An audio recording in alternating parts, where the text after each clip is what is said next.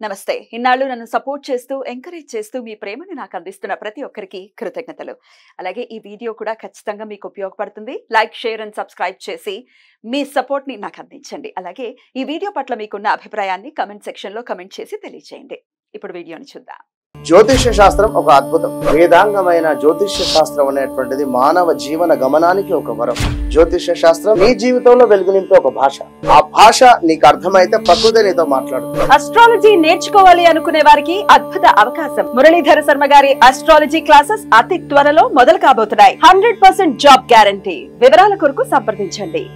నమస్తే, welcome to our channel. నేను పద్మిని. ప్రస్తుతంతో పాటు ప్రముఖ ఆధ్యాత్మికవేత్త, ఆస్ట్రోన్యూమరాలజిస్ట్, వేదిక్ వాస్తు స్పెషలిస్ట్, శ్రీ విద్య మరియు హనుమత్ ఉపాసకులు బ్రహ్మశ్రీ డాక్టర్ సిస్లా జయశంకర్ గారు మనతో పాటు ఉన్నారు. మాట్లాడదాం. సార్ నమస్తే. సార్ అమ్మా ఆయుష్మతి భవ. నమస్కారం అమ్మా. సార్, నక్షత్రాల గురించి చెప్తూ ఉన్నారు, పాదాల వారీగా కూడా చెప్తున్నారు. పూర్వాషాఢ నక్షత్ర జాతకులు ఎలా ఉంటారు, ఎట్లాంటి దేవీ దేవతల ఆరాధన ఖచ్చితంగా చేసుకోవాలి అన్నది ఒకసారి మీ ద్వారా సార్. తప్పకుండా అమ్మా. ఈ పూర్వాషాఢ నక్షత్రానికి శుక్రుడు అధిపతి. ఈ పూర్వాషాఢ నక్షత్రం వాళ్ళ లక్షణాలు ఎలా ఉంటాయనేది ఇక్కడ మహర్షి గారు స్పష్టంగా చెప్తున్నారు. దృఢ స్నేహం గలవారు, వినీతుడు, బహుపుత్రవంతుడు, ధీమంతుడు, గణాధిపతి మృష్టాన్న భోజ కళత్ర భోగి. ధీమంతుడు, గణాధిపతి. గణాధిపతి అంటే ట్రూప్ లీడర్ లాగా. మృష్టాన్న భోజన ప్రియుడు, మృష్టాన్న భోజన కళత్ర భోగి అంటే భోజనాన్ని ఇష్టపడతాడు. కళత్రం, కళత్రం అంటే కయ్యాలు అంటే గొడవలు పెట్టడం, గొడవలు చేయడం అవి కూడా ఇష్టమే. సమస్య పరిష్కారమైన ప్రతిదానికి వేచి చూచే ధోరణి, అదను కోసం చూస్తారు. లోతైన మనస్తత్వం, త్వరగా బయటపడదు. ఊహాలోకల్లో విహారం. సమస్య పరిష్కారమైనా కూడా ప్రతిదానికి వేచి చూచే ధోరణి, అదను కోసం చూస్తారు. లోతైన మనస్తత్వం, త్వరగా బయటపడదు. ఊహాలోకాల్లో విహరిస్తూ ఉంటారు. వారి మీద వారికి విపరీతమైన నమ్మకం. ఇది ఈ పాయింటే వాళ్ళకి plus point plus minus point. Over confidence పనికిరాదు. నమ్మకం ఉండాలి మనిషి మీద, అది ప్లస్ పాయింటే. వాళ్ళ మీద వాళ్ళకి నమ్మకం ఉండాలి, అది ప్లస్ పాయింటే. అతి పనికిరాదు. అతిగా ఉన్నప్పుడు ఏమవుతుందంటే అదే మైనస్ పాయింట్ అవుతుంది. సో ఇలా కామన్ లక్షణాలు పూర్వాషాఢ వాళ్ళకి. ఒకటో పాదంలో పుట్టిన వాళ్ళని కనుక తీసుకుంటే మధ్యమ ఆయుర్దాయం, పూర్ణాయుర్దాయం కాదు. 50 దాటితే గ్రేట్ అనమాట. 50, 55, మాక్సిమం 60. ఇతరులను గౌరవించును. వేచి చూచే ధోరణితో కాల విలంబన అనువు కాని సమయంలో ప్రయత్నించడం వల్ల వృధా ప్రయాసలు. అంటే టైం కాని టైంలో ప్రయత్నాలు చేస్తుంటారు. ఏ సమయం అనుకూలంగా ఉందో ఆ సమయంలో పోస్ట్ పోన్మెంట్, బద్ధకం ఉంటుంది వాళ్ళకి. ఏ సమయంలో వ్యతిరేకత ఉంటుందో, ఏ సమయంలో వ్యతిరేకమైన ఫలితాలు గ్రహస్థితి ఉంటాయో ఆ సమయంలో వీళ్ళు ప్రయత్నం చేసి తద్వారా పని అవ్వలేదని బాధపడుతుంటారు. అందువల్ల ఇబ్బంది పడతారు. రెండో పాదంలో పుట్టిన వాళ్ళకి నీతి ఉండదు. నీచ బుద్ధి, సంఘద్వేషి. నీతిమంతుడు, నీచ బుద్ధి, సంఘద్వేషి. తెలివితేటలకే ప్రాధాన్యం. తమను తాము ఎక్కువగా ఊహించుకొని ఎదుటివారిని తక్కువ చేసి చూచుట. ప్రతీదీ లౌకిక పరిస్థితులతో బేరీజు, లోపాన్ని ఎత్తి చూపుట. ఒకరి మీద ఆధారపడినప్పటికీ ఆధారపడటం, అంటే ఆధారపడాల్సిన అవసరం లేకపోయినా ఆధారపడటం. ఇది రెండో పాదంలో పుట్టిన వాళ్ళ లక్షణం. మూడో పాదంలో పుట్టిన వాళ్ళు ధని, బాల్యమందే మాతృవియోగము, గుణవంతుడు, ఊహాలోక విహారం. అనవసరమైన విషయాలను ఎక్కువగా తరచి చూచి చేయడం. అవసర విషయాలపై లోతైన పరిశీలన లేకపోవడం వల్ల ఇబ్బందులు. లౌకిక పరిస్థితులను పక్కవారితో బేరీజు వేసుకొని మనోవ్యాకులత చెందుట. కంపారిజన్, పక్క వాళ్ళతో కంపేర్ చేసుకొని మనోవ్యాకులత చెందుతారు.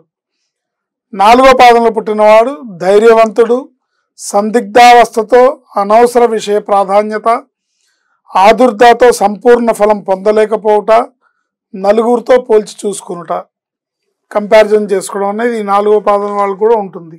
Right sir. సో ఇవి 4 పాదాల వాళ్ళ లక్షణాలు.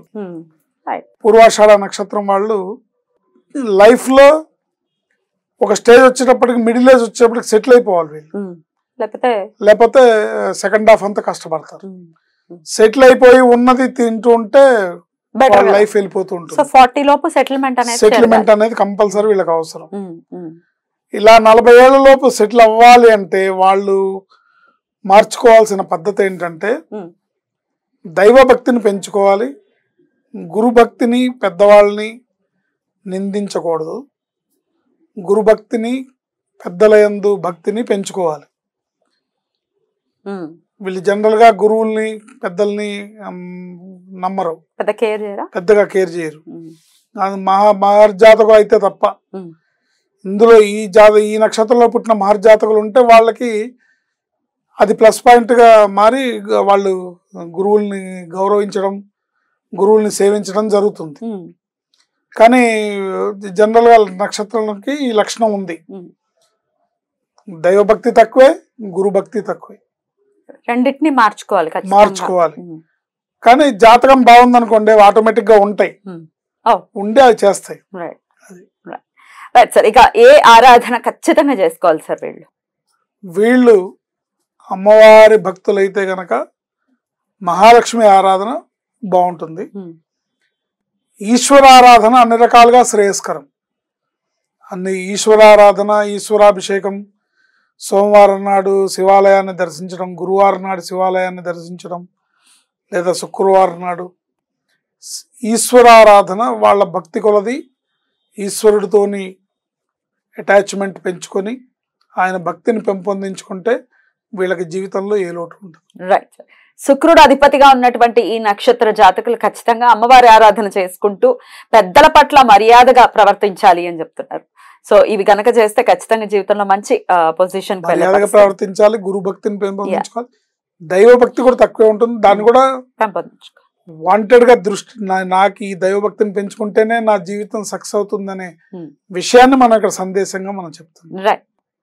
వీళ్ళు అమ్మవారి భక్తులైతే గనక మహాలక్ష్మి ఆరాధన బాగుంటుంది. ఈశ్వరారాధన అన్ని రకాలుగా శ్రేయస్కరం. ఈశ్వరారాధన, ఈశ్వరాభిషేకం, సోమవారం నాడు శివాలయాన్ని దర్శించడం, గురువారం నాడు శివాలయాన్ని దర్శించడం, లేదా శుక్రవారం నాడు ఈశ్వరారాధన వాళ్ళ భక్తి కొలది ఈశ్వరుడితోని అటాచ్మెంట్ పెంచుకొని ఆయన భక్తిని పెంపొందించుకుంటే వీళ్ళకి జీవితంలో ఏ లోటు ఉంటుంది. రైట్. శుక్రుడు అధిపతిగా ఉన్నటువంటి ఈ నక్షత్ర జాతకులు ఖచ్చితంగా అమ్మవారి ఆరాధన చేసుకుంటూ పెద్దల పట్ల మర్యాదగా ప్రవర్తించాలి అని చెప్తున్నారు. సో ఇవి గనక చేస్తే ఖచ్చితంగా జీవితంలో మంచి పొజిషన్ ప్రవర్తించాలి. గురు భక్తిని పెంపొందించుకోవాలి. దైవ భక్తి కూడా తక్కువే ఉంటుంది, దాన్ని కూడా పెంపొందించుకోవాలి. వాంటెడ్ గా దృష్టి, నాకు ఈ దైవ భక్తిని పెంచుకుంటేనే నా జీవితం సక్సెస్ అవుతుంది. చాలా బ్యూటిఫుల్ గా ఎక్స్ప్లెయిన్ చేశారు సార్. ఇక నెక్స్ట్ ఎపిసోడ్ లో ఉత్తరాషాఢ నక్షత్రం గురించి మాట్లాడుకుందాం. Thank you sir. నమస్తే. ఆయుష్మతి భవ.